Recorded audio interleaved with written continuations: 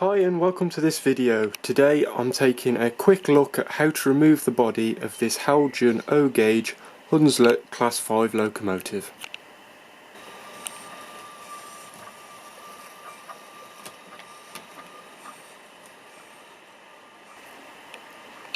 Okay, so the reason for this video is this loco runs really well, but over the past couple of weeks it's started to get really noisy and something does not sound right.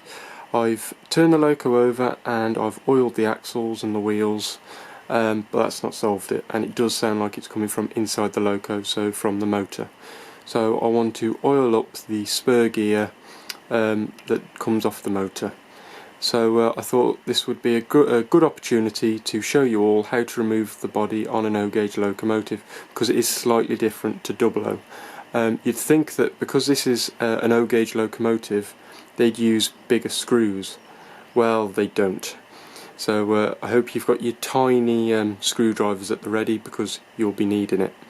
It's slightly different, like I was saying, because you can actually remove the bonnet off this loco and leave the cab.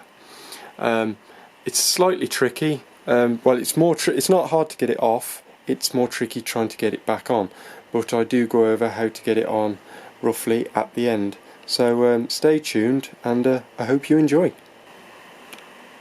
Okay, so here is the loco from underneath. Now there are 4 very small screws you've got to do and 2 long ones, which are here. The 2 long ones, which are at the bottom of your picture, go in here. I don't know if you're going to see. Well, basically you've got a hole just in there, behind this, just right down there, and you've got one in there as well. You don't have to undo these screws by the buffer beam, these 2. You don't. That big one here is from when you unboxed it. And then the rest of the screws, you've got 2, so you've got one just behind. Excuse the autofocus, we'll do it from long away, I'll just point. So we've got one there, you've got one here, one on the other side here, and then the 2 at the front. The 2 long ones go at the front here. So that will remove the body for you. If you just want to remove this plate here, just so you can get to the inside of the axles, that is super easy. 2 screws, 1 and 2. And while you're there, it would be good practice to oil up your axles, which I've already done. So I'm going to flip it over and we'll see what's next. Okay, so with any luck now, the body should just lift away like so, and if you're careful you can pull away, put the cab back, and if I move the camera, and you can pull the front bonnet off like so. So what that allows you to do is get at the motor, but you can keep the cab on, and obviously the cab has this cable running to it that you can see here, so it saves you having to lose that.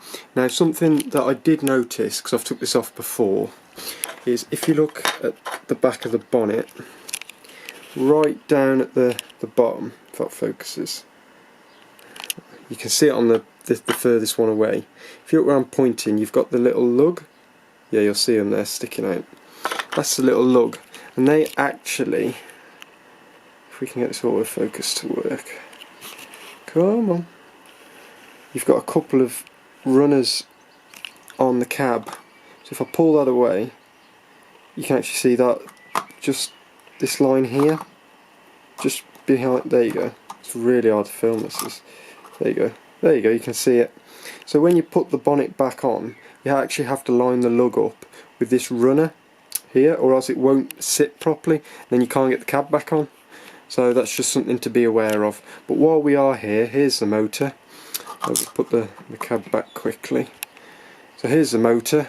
The speaker fits in the front, and they've done that because then the sound comes straight through the grill, which is actually open. If it focuses again, there you go. Yeah, you can see it's got the mesh grill behind it, which is really realistic, and then the sound plays out through that, so it does actually give good noise. The motor is a single motor with twin flywheel, as you can see, the 2 flywheels, one left, one right, and there's the spur gear. Now while I'm here I'm going to give that a bit of an oil because I believe it is dry, as my loco is quite noisy. So I'm going to oil that, put the loco together and go for a test drive.